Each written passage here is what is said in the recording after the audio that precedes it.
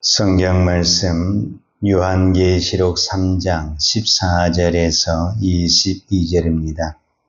라오디아 교회 사제에게 편지하라. 아멘이시오 충성되고 참된 증인이시오 하나님의 창조의 근본이신 이가 이르시되 내가 내 행위를 아노니 내가 차지도 아니하고 뜨겁지도 아니하도다. 내가 차든지 뜨겁든지 하기를 원하노라. 내가 이같이 미지근하여 뜨겁지도 아니하고 차지도 아니하니 내 입에서 너를 토하여 버리리라. 내가 말하기를 나는 부자라 부여하여 부족한 것이 없다 하나 내 곤고한 것과 가련한 것과 가난한 것과 눈먼 것과 벌거벗은 것을 알지 못하는도다. 내가 너를 권하노니 내게서 불로 연단한 금을 사서 부요하게 하고 흰 옷을 사서 입어 벌거벗은 수치를 보이지 않게 하고 안약을 사서 눈에 발라 보게 하라. 무릇 내가 사랑하는 자를 책망하여 징계하노니 그러므로 내가 열심을 내라 얘기하라. 볼지어다 내가 문 밖에 서서 두드리노니 누구든지 내 음성을 듣고 문을 열면 내가 그에게로 들어가 그로 더불어 먹고 그는 나와 더불어 먹으리라. 이기는 그에게는 내가 내 보호자에 함께 앉게 하여 주기를 내가 이기고 아버지 보호자에 함께 앉은 것과 같이 하리라. 끼 있는 자는 성령이 교회들에게 하시는 말씀을 들을지어다. 아멘. 우리는 요한계시록에 나온 7교회를 살펴보고 있습니다. 오늘은 그 7교회 중에서 마지막 7번째 교회라고 말할 수 있는 라오디아 교회를 살펴볼 수가 있습니다. 이 라오디아 교회는 7교회와 한 가지 다른 것 중에 하나가 뭐냐면 다른 교회는 칭찬이 있든지 또 책망이 있더라도 또 반드시 책망한 다음에 또 이렇게 칭찬이 있든지 이런 교회거든요. 그런데 라오디아 교회만 칭찬이 없고 그냥 책망만 있는 교회, 그 교회가 라오디아 교회입니다. 그리고 그 책망도 아주 강한, 어떤 부분에서는 저주에 가까울 정도로 강하게 책망했다라는 것을 볼 수가 있습니다.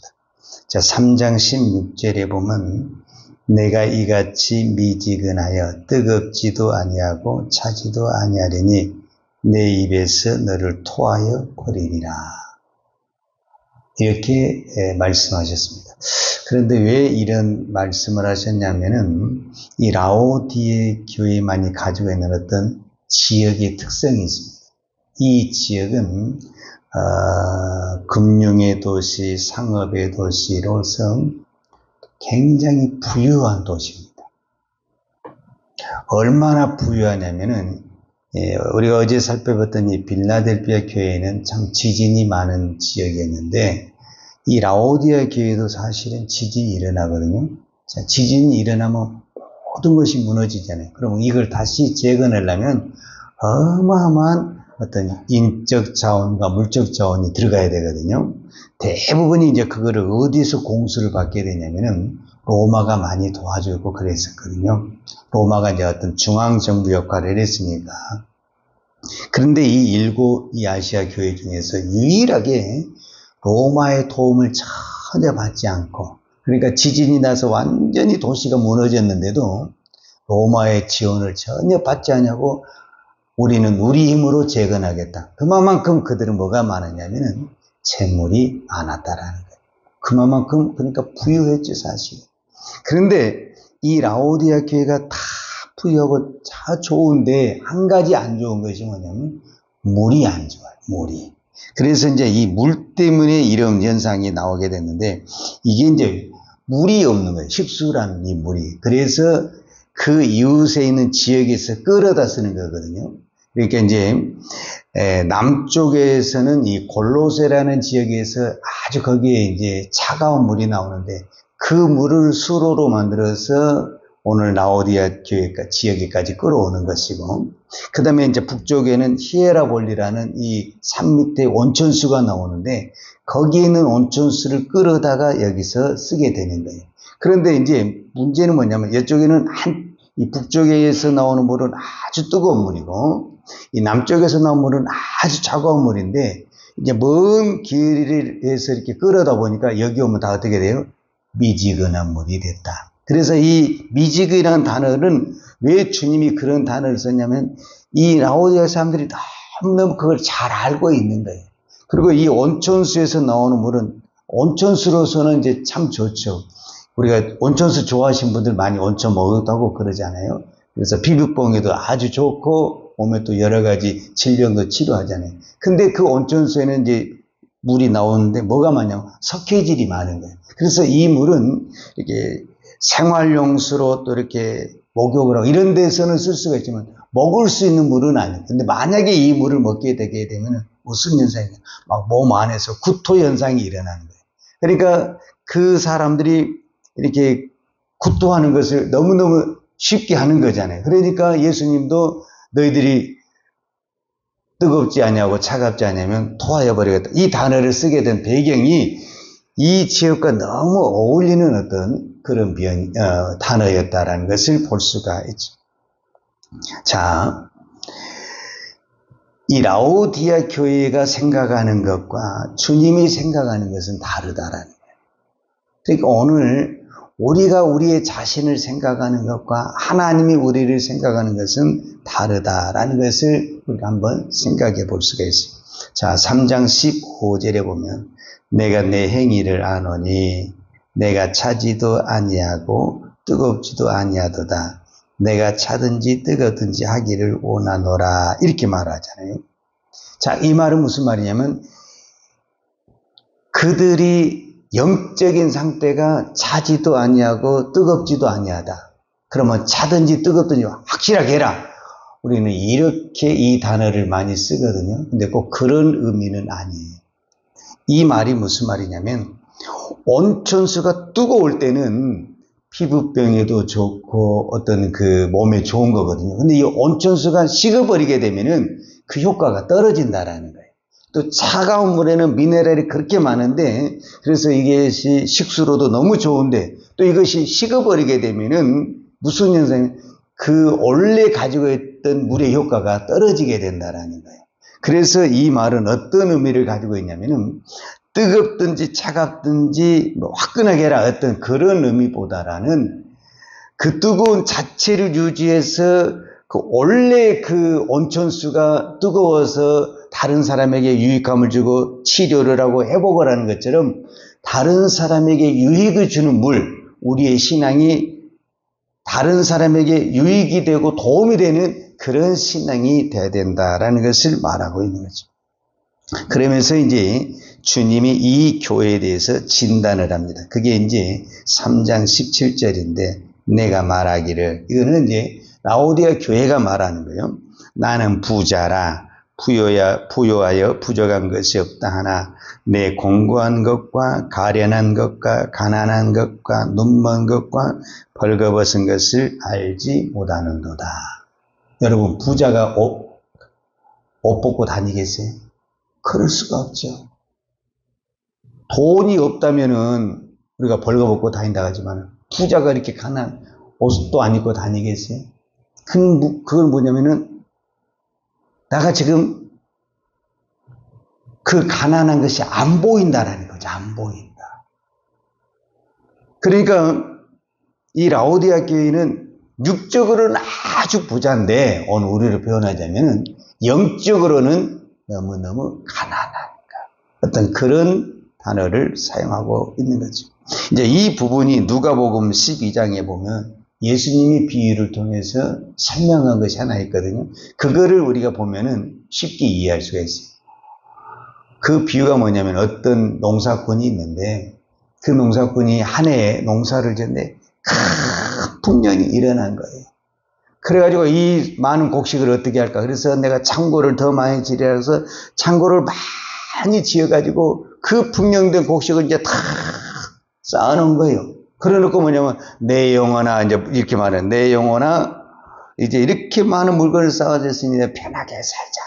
이제 이렇게 많은 물건을 쌓아놨으니 나는 이제 오래도록 편하게 살 것이다 라고 생각하는데 주님이 뭐라고 하냐면 내가 내 오늘 밤에 네 영혼을 찾으면 이 쌓아놓은 물건이 뭐가 되겠냐 이렇게 이야기한 거예요. 그러니까 그는 육적으로는 창고를 새로 지어서 쌓을 정도로 어마하게 많이 쌓았지만은 영적으로는 하나도 쌓아놓은 것이 없는 참으로 어리석고 가난한 사람이었다라는 것을 말하는 것이 이 라오디아 같은 어떤 그런 개념이었다라는 것을 볼 수가 있어요. 자, 이제 이것을 해결하는 방법이 뭐냐? 18절이에요. 18절. 내가 너를 권하노니 내게서 불로 연단한 금을 사서 부유하게 하고 흰옷을 사서 입어 벌거벗은 수치를 보이지 않게 하고 안약을 사서 눈에 발라 보게 하라. 자, 여기서 세 가지를 사라고 그렇게 나오거든요. 첫 번째 뭐냐면 불로 연단한 금을 사서 부유하게 하고 그 다음에 흰옷을 사서 입어 벌거벗은 수치를 보이지 않게 하고 그 다음에 안약을 사서 눈에 발라 보게 하라 이렇게 말씀. 자, 여기서 중요한 단어가 사라는 거예요. 여러분 우리가 뭔가 지금 시도도 마찬가지예요. 내가 뭔가 어떤 물건을 사려면 무엇을 해야 되잖아요? 지불을 해야 되잖아요. 그냥 삽니까? 말로 삽니까? 반드시 지불을 해야 사는 거잖아요. 뭔가 지출이 있어야 되고 희생이 있어야 되고 그래야 물건을 사는 거지. 그냥 말로 사는 겁니까? 근데 이제 이거는 그 시대에 상업이 발달하니까 사고 파는 것이 너무너무 많이 돼 있죠. 이제 그런 의미도 있지만은 주님이 저와 여러분에게 말씀할 때 본 것이 뭐냐면은 주님이 우리를 어떻게 샀습니까? 이걸 여기서 우리가 찾아야 돼요. 주님이 우리를 샀다고 그러잖아요. 주님이 우리를 무엇으로 샀어요? 주님이 우리를 금덩어리로 샀습니까? 주님이 우리를 세상의 물질로 샀습니까? 아니라니까요. 무엇으로 샀냐면은 주님의 몸으로 우리를 산 거예요. 주님의 마음으로. 그래서 내 피로 너를 샀다 이렇게 표현하잖아요. 그러니까 우리가 믿음이라는 거는요. 반드시 뭐가 들어가야 되냐면은 내 몸에 희생이 들어가야 믿음이 생기는 겁니다. 근데 지금 이 시대가 몸의 희생을 빼버리고 믿음을 돈으로, 직분을 물질로 살려고 하거든요. 이게 병든 거거든요, 사실은. 믿음은요, 몸으로 사는 거예요, 몸으로. 예수님이 돈이 없어서 자기 몸을 희생한 겁니까? 그게 아니잖아요. 우리 영혼은요, 물질로 사는 것이 아닙니다. 여러분, 사람을 우리가 그 사람의 마음을 산다고 했을 때 돈으로 삽니까? 몸으로 사는 것이고 마음으로 사는 거잖아요. 그러니까 여기서 불로 연다는 것은 우리의 보석인데, 이거는 불순물이 없는 이 보석을 말하는 건데, 이 믿음과 같은 이 보석은 반드시 무엇을 하냐면 내 희생과 헌신을 말하는 겁니다. 그러니까 믿음이라는 거는요, 희생과 헌신이 들어가지 않는 가운데 믿음은 살아날 수가 없는 것입니다. 주님이 우리를 사실 때 어떻게 사셨는가라는 부분을 잘 생각을 해보면 됩니다. 이 라오디아 교회에 대해서는 할 이야기가 참 많은데 시간이 다 됐으니까 20절만 다시 보겠습니다. 우리가 이제 잘 아는 본문 중에서 또 하나 오해된 것이 20절입니다. 볼지어다 내가 문 밖에 서서 두드리노니 누구든지 내 음성을 듣고 문을 열면 내가 그에게로 들어가 그와 더불어 먹고 그는 나와 더불어 먹으리라. 자, 우리는 예수님이 문 밖에 두드리는 이 표현을 전도용지나 전도할 때 이렇게 많이 쓰고 있습니다. 그래서 실제로 예수님이 문을 두드리는 녹화하는 그런 어떤 사진 같은 것도 우리가 볼 수가 있고 그러는데, 자, 오늘 성경에 보게 되면은 지금 이 말씀은 라오디아 교회에게 주는 말씀입니다. 이 요한계시록 3장 20절에 있는 말씀이 안 믿는 세상의 사람들에게 쓰는 말씀이 아니라 라오디아 교회에 주시는 말씀이거든요. 그러니까 이거는 어떤 부분에서는 안 믿는 사람에게 이 말씀을 하는 것이 아니라 예수님을 잘 믿는 교회에 주시는 하나님의 말씀이라는 거예요. 그런데 그러면은 지금 라오디아 교회가 예수님을 지금 문 밖에 세워놓고 있다라는 거예요. 근데 예수님이 문을 두드리면서 뭐라고 말하냐면 내가 너와 더불어 먹고 싶다라는 거거든요. 이거는 뭐냐면 우리로 말하자면 만찬을 이야기할 수도 있고 교회 안에서 먹고 하는 것을 뭐라고 하냐면 우리는 성찬을 이야기하는 것입니다.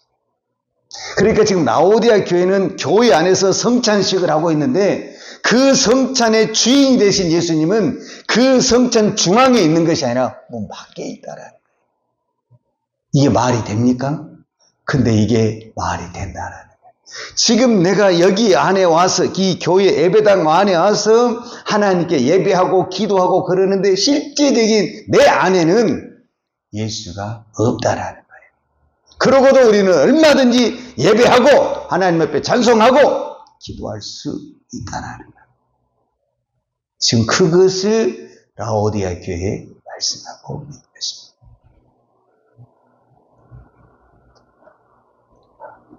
주님이 문 밖에 있죠. 그래서 분명히 주님과 가까이는 있는데 문 밖에 있죠. 그래서 내가 필요할 때는, 내가 도움이 있을 때는 문을 살짝 열어놓고 주님 이것 좀 해주세요. 그럼 내가 필요 없으면 문 딱 닫아버리고 주님은 잠깐 밖에 계셔요. 내 마음대로 살라니까. 이 라오디아 교회가 어떤 부분에서는 지금 이 시대의 전형적인 교회와 비슷한 신앙생활을 했다라는 것을 볼 수가 있습니다. 주님이 우리 안에 들어오지 않게 되면은 우리는 이 세상에 그 어떤 것을 가졌다 할지라도 오늘 성경에 말한 대로 부유한 자가 아니라 가난한 자입니다. 그러나 내가 세상에 그 어떤 것이 없다 할지라도 주님이 내 안에 있으면 그 사람이야말로 진정한 부유한 사람입니다. 이 라오디아 교회가 왜 칭찬이 없고 책망만 있었냐? 어제 이 빌라델피아 교회와 비교해 보면은 딱 답이 나옵니다. 빌라델피아 교회는 너무너무 핍박이 심했고 정말 교회적으로나 교인 숫자적으로 모든 부분에서 작은 능력 거의 없었다 그 말이에요. 그렇기 때문에 그들이 할 수 있는 것은 그냥 버티는 것, 그저 주님만 바라보는 것 외에는 답이 없었어요. 근데 이 라오디아 교회는 너무너무 부유한 거예요. 핍박이 없는 거예요. 그리고 부유하고 핍박이 없는데 다 주님을 찾고 주님을 의지합니까? 그렇지 않겠다는. 지금 이 시대가 왜 우리의 신앙이 나태해지고 게으러졌냐? 너무 부유하고 부족할 것이 없고 핍박이 없고 언제든지 우리는 내가 예배 드리러 가고 싶으면 가고 마고 싶으면 하잖아요. 그러나 빌라델피아 교회 같은 경우는 내가 이번에 못 가면 다음에 내가 탈 수 간다는 보장이 안 되는 거잖아요. 그러니까 기를 쓰고 우리가 예배를 드리고 기도를 하지만 우리가 너무 많게 되면 이렇게 다음에 하지 뭐. 내일 또 얼마든지 할 수 있는데 이런 아니라는 생각을 하게 되는 거잖아요. 바로 이런 나태해진 교회가 왜 그러냐? 핍박이 없고 너무 부유하다 보니까 신앙이 나태가 왔다. 그래서 부유하면 분명히 이건 하나님의 축복이고 하나님의 은혜죠. 근데 우리가 그때가 어떤 부분에서는 고난당하고 핍박당할 때보다 우리의 신앙이 더 위험하다는 것을 깨달을 수가 있습니다. 여러분의 신앙에 부유함이 있습니까? 그러면 우리는 더 하나님 앞에 엎드리고 내 안에 정말 무엇이 부족한 것을 보고 바라볼 수 있는, 그래서 정말 내가 주님이 오늘 사라고 그랬잖아요. 내가 무엇을 지불하고 무엇을 희생해서라도 주님을 끝까지 붙들고 주님이 문 밖에 세워두는 것이 아니라 주님을 내 안에 모셔드리는, 그래서 주님이 나의 모든 것이 되시는 이 마지막 시대에 이 라오디아 같은 그런 책망받은 그런 교회가 아니라 주님을 문 밖에 세우는 그런 교회가 아니라 내 안에 모시는 우리 교회, 우리의 신앙이 되기를 축복합니다. 기도하겠습니다. 하나님 아버지 감사합니다. 그동안 우리는 요한계시록 2장과 3장을 통해서 7교회에 보낸 편지를 살펴보았습니다. 그 교회 하나하나가 정말 이 시대의 교회와 같고 내 신앙의 모습을 보는 것 같습니다. 하나님, 오늘 우리가 이것을 단순히 하나님의 말씀을 듣고 깨닫는 것으로 만족하지 않게 하시고 이 말씀을 붙들고 회개할 것은 회개하고 버릴 것은 버리고 또 붙들 것은 끝까지 붙들어서 믿음으로 승리하는 하나님의 거룩한 종들 다 되게 하여 주옵소서. 예수님의 이름으로 기도하였습니다. 아멘. 요한은 내게 복을 주시고 너를 지키시기로 하며 요한은 걸글로 내게 비추사 은혜 베푸시기로 하며 요한은 걸글을 내게 향하여 드사 평강 주시기를 원하노라. 이제는 우리를 위하여 십자가에 돌아가신 우리 주 예수 그리스도의 은혜와 독생자를 아낌없이 보내주신 아버지 하나님의 그 크신 사랑과 성령님의 풍성한 은혜가 오늘 또 오직 주님을 내 안에 주인으로 모시고 믿음으로 살기를 원하는 사랑하는 주의 종들 머리머리 이해와 이 나라 이 민족과 한국 교회 위에 온 열방에 이 생명의 복음을 증거하는 선교사님들 위에와 사랑하는 주의 자녀들 머리 위에 이제로부터 영원토록 함께 있을지어다. 아멘.